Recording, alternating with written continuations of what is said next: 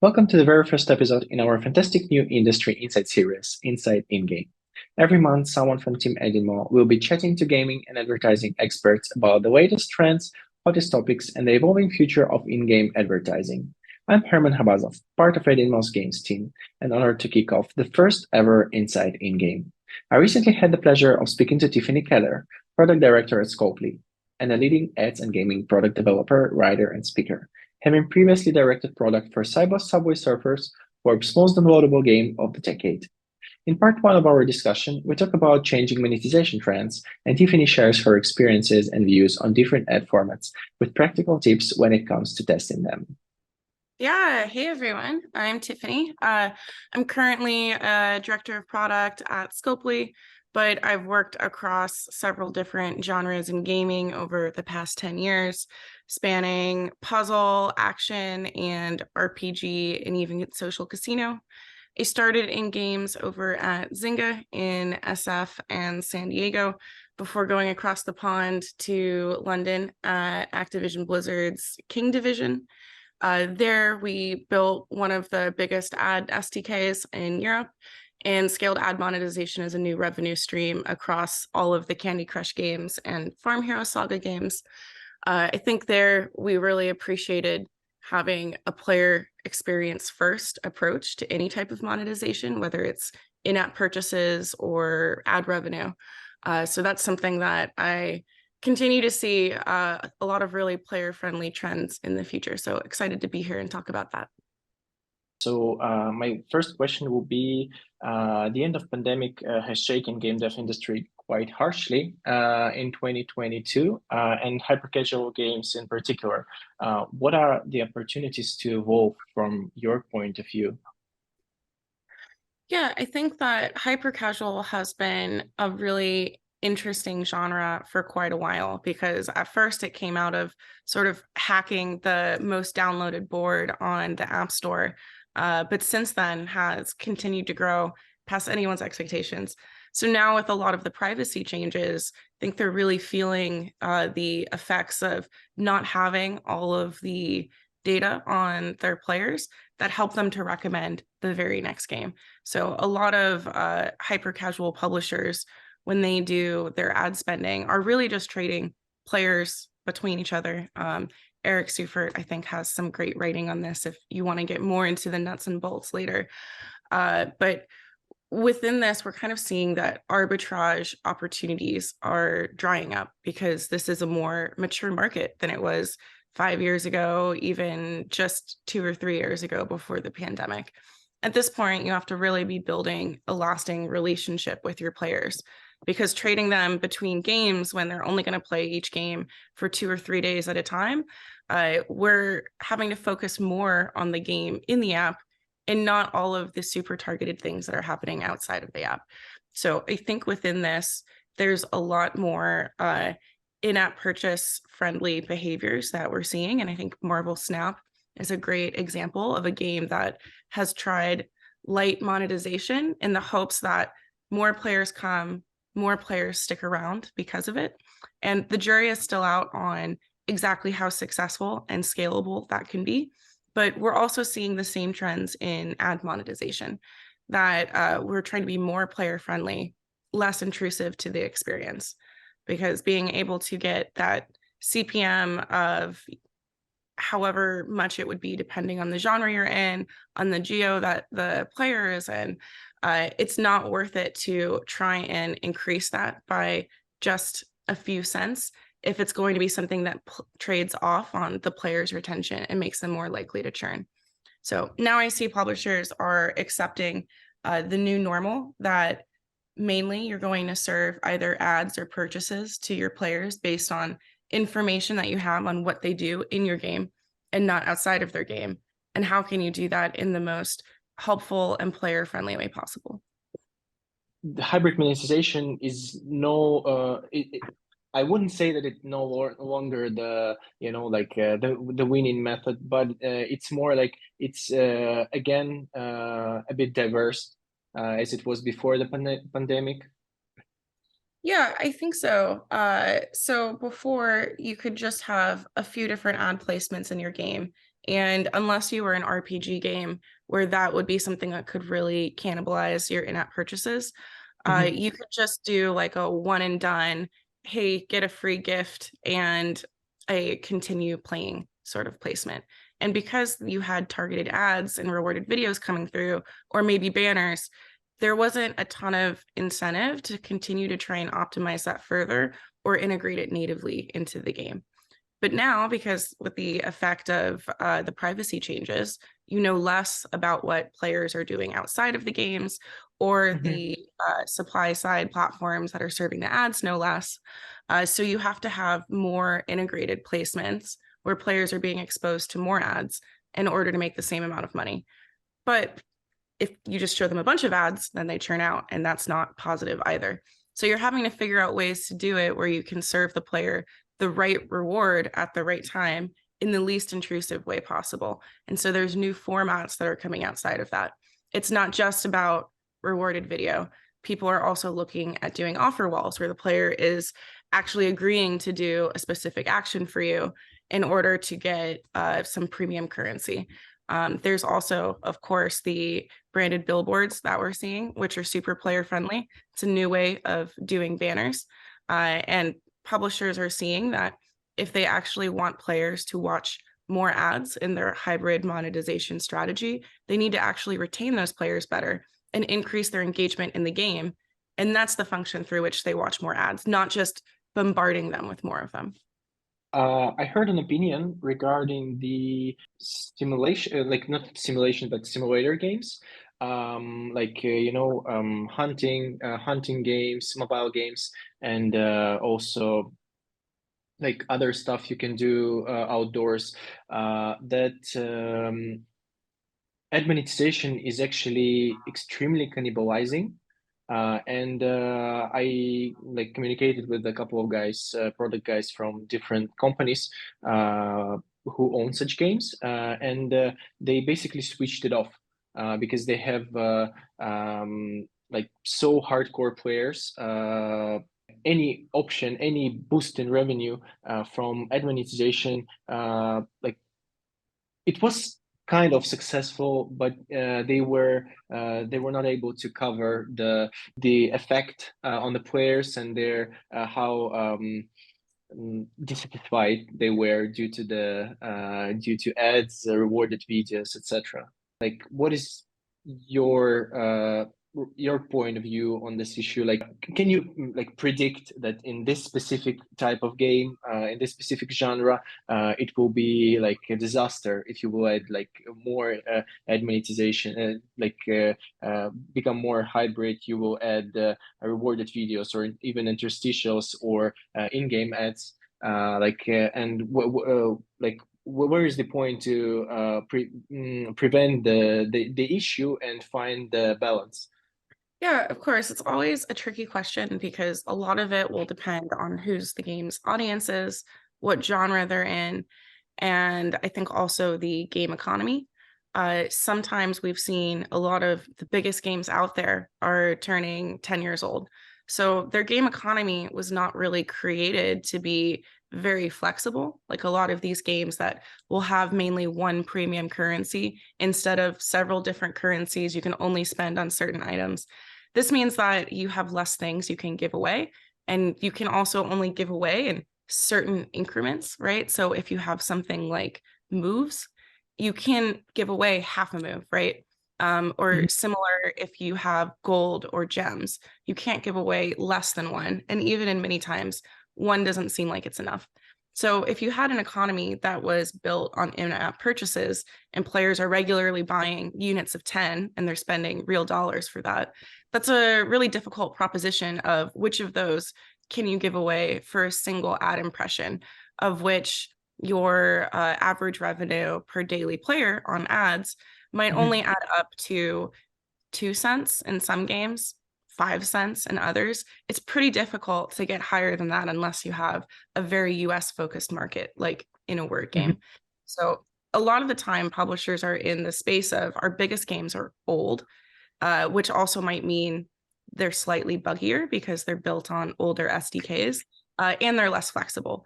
But because there's a lot of daily active players there, you really want that to be your big opportunity to put in ad revenue. So a hybrid monetization strategy usually benefits most games that have flexible economies, economies where maybe they're willing to create special rewards that you only get through ads, both to make them more attractive to any players. And so then you don't have to do as much segmentation where you're hiding ads from your big spenders, because there's just no way that you can give away those free things without cannibalizing them. But you also want a game that has a lot of daily active players, or else your opportunity with ads is just going to be very small, because it's really difficult to make more than 5 cents a day off them. If you look at more core genres like RPG, and you look at the average revenue per daily active user there, you can also see why any cannibalization would be much harder to recover from. So if we know we can get like a maximum of 5 cents a day off implementing ads in the game, but the average amount that they're getting through in-app purchases per player is going to be something like $3, well, then any ad they see, if they just don't buy something that day, the opportunity cost is too great. But we have other games that are huge puzzle games or word games where maybe their average revenue per daily active user is something closer to 5 cents or 10 cents, or in some cases, 25 cents. Well, in that case, if you can get an extra 5 cents from ads, that's really meaningful to your top line. And it's worth it to put in the time to build a team that knows how to add in these placements with finesse, where they're able to test and check as they go.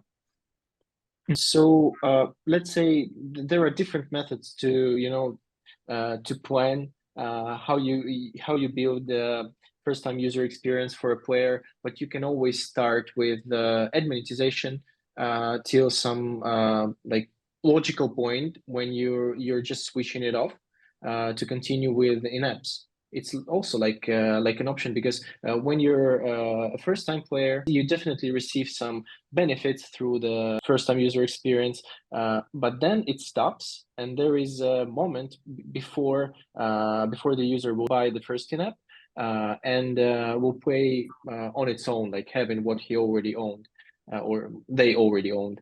So is there a reason to experiment? Like it may make more harm than give a benefit.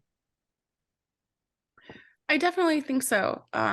Games where you're not doing any experimentation, I think that you're going to have a difficult time unless the direct monetization piece of your game is already not strong, and you see as any monetization that you're adding in would probably be accretive. But as soon as you already have a set economy to your game, when you put in ads, I would really recommend testing, both for the technical piece of how stable is it, because when you're bringing in ads into the game, there's suddenly a lot more pieces of technology interacting with your app that you have no control over.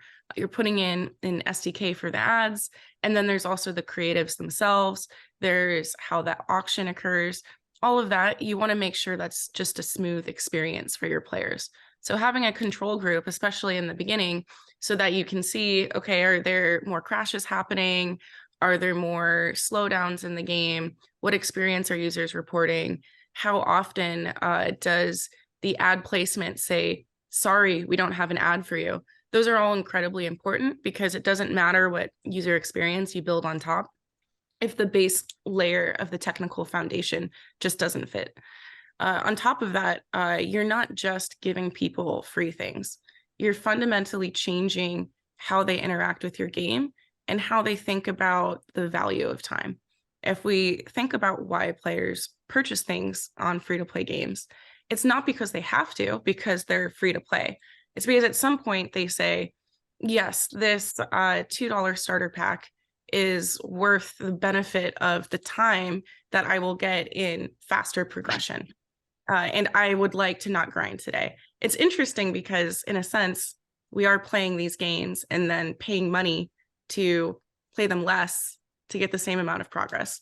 But when someone says, I'm going to watch a rewarded video, they're now saying, I am going to give 30 seconds of my time, and then I'm going to get that reward. And I think I will save more than 30 seconds in the game. Otherwise, why would I do that? Like, it's not the Super Bowl. Unfortunately, the commercials are not that exciting at the end of the day, day after day, right? So you would have to look at how are your players progressing through the game and how are they then using these rewards. Ads are also a lot more broad. You can do a lot of things with in-app purchases where if it's priced very highly, like if you have a $49.99 pack, you know that that pack might earn you a lot of revenue, but only 1%, 0.5% of your players are going to purchase it. So your overall impact on then where their progress curve is in the game, when you distill that down to an average player, you're barely going to feel it. But if you add ads into the game, and now suddenly 30% of all of your users, in some cases 60%, are going to be opting in to watch these ads and then get these free things, well, then everyone is going to be progressing through the game faster. And if they're not, they're going to be questioning what value they get from it.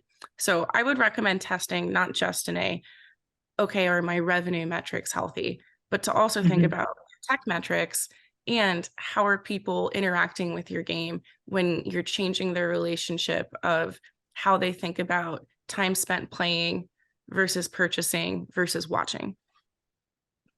Good. So then let's consider publisher or game studio is already watching for like new options, like trying to come to more hybrid monetization. And how does the publisher approach new ad monetization format? How it happens, like consideration and testing and partner selection, like how it usually happens. In my experience, it's been different at every company. So perhaps there's not a usual way. And that's because many times for a publisher, they want to pick one ad partner for life. So many times when you approach them, this is going to be their first time doing this. And when I say publisher, like ideally, they're thinking this is not just for one game, but they would like to work with the same ad provider across all of their games. Now, in this case, I don't mean something like a demand stream because they might integrate several ad SDKs. But in terms of how are they organizing the ads, like through their mediation platform, and how are they looking at the different formats for their ads, a lot of the time there is a huge education piece when you're meeting publishers, because typically, if they're successful, they have already built a game, probably 5 years ago. And that game is then unlikely to already have ads in it and to have been first started in a time when ad monetization in games tended to be a poor user experience. So they might be carrying a lot of biases with them. Nowadays, actually, if it's anything in the casual genre, casino genre, word genre, anything almost except for RPG, it's pretty table stakes to have some kind of ads in your game. But there's many publishers that just want to work with one because if they see it works, then they have to do less testing across all of their games. So I would think about being very strategic when you do approach a games publisher, and to show that first and foremost, you understand the games industry and you're not just coming from the ads industry thinking you can plug and play any formats and not actually take into account their concerns about cannibalization or churning players or having a brand safe environment. Games touch every demographic. A lot of the most popular games these days have a huge Gen Z cohort. So showing that you're someone that they can trust to work with in terms of you have the controls in place to only show creatives that are brand safe, that you're actually going to be able to make them amount of money for them that you say in your projections. And that's a meaningful amount that it's worth the risk of possibly cannibalizing anything in their in-app purchases.